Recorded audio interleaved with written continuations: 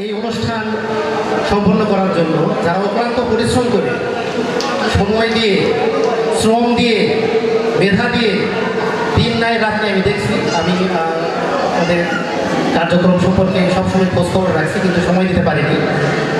এদের আসলে এটা ভোলার না, আমরা সময় দিতে পারি না, কিন্তু এরা পরিশ্রম করে, যতটা পরিশ্রম করে অনুষ্ঠান আজকে সফল করেছে, যত সুন্দর করে পরিপাটি করে সফল করেছে, এটা ভোলার না। যেহেতু বন্ধু, এখানে সবাই বন্ধু, কোনো ফরমাল শব্দ বা বাক্য ব্যবহার করবো না, ধন্যবাদও দেবো না, কিন্তু ওদেরকে উৎসাহিত করার জন্য আমরা একটা হাততালি দিতে পারি। করজোরে একটা হাততালি দিই যারা আজকে এই সুন্দর অনুষ্ঠান সুসম্পন্ন করতে পেরেছে, এখনো চলছে, সুন্দরভাবে শেষ হবে আশা করছি।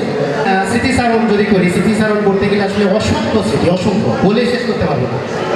আমি প্রথম যখন নওগাঁ থেকে সান্তাহারে একাডেমিক স্কুলে ভর্তি হই, মাস 3 পরে, আমি 3-4 মাস পরে ভর্তি হয়েছে, কারণ কেডি স্কুলে ভর্তি নিয়ে আমার একটা সমস্যার কারণে আমার বাবা রাগ করে ভর্তি করে।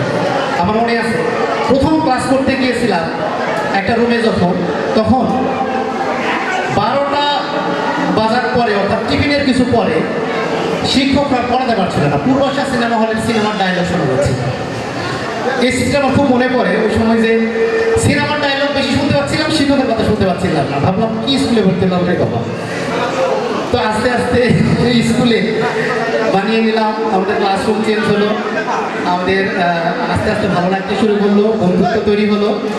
এবং সেই সময়ের আমাদের teacher Karim sir, Hamid sir, Nazrul sir, Khalil sir, তো আমরা সবাই জানি ওই সময় যেমনটা সম্মান করতাম আমরা শিক্ষকদের, তেমনই ভয় পেতাম।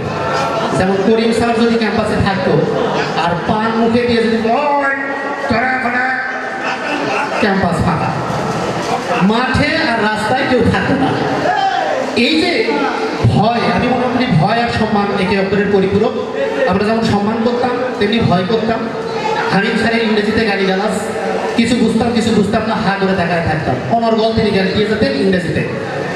এই যে স্মৃতিগুলো।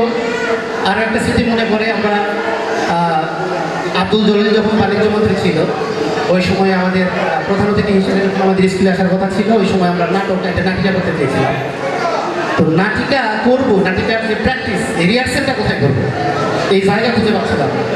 তো এক একজন বন্ধুর এক এক রকম পরামর্শ, শেষ পর্যন্ত আমরা সম্ভবত একটা মাঠের মধ্যে গিয়েছিলাম, একটা পরিত্যক্ত রাইস মিলের চাতালের মধ্যে। আমার মনে হয় তখন ছিল, অনেকে ছিল, এখন মিজানুরকে দেখতে পাচ্ছি না, সালাম ছিল, অংশগ্রহণ করেনি সম্ভবত, অনেকে সেই সময় ছিল।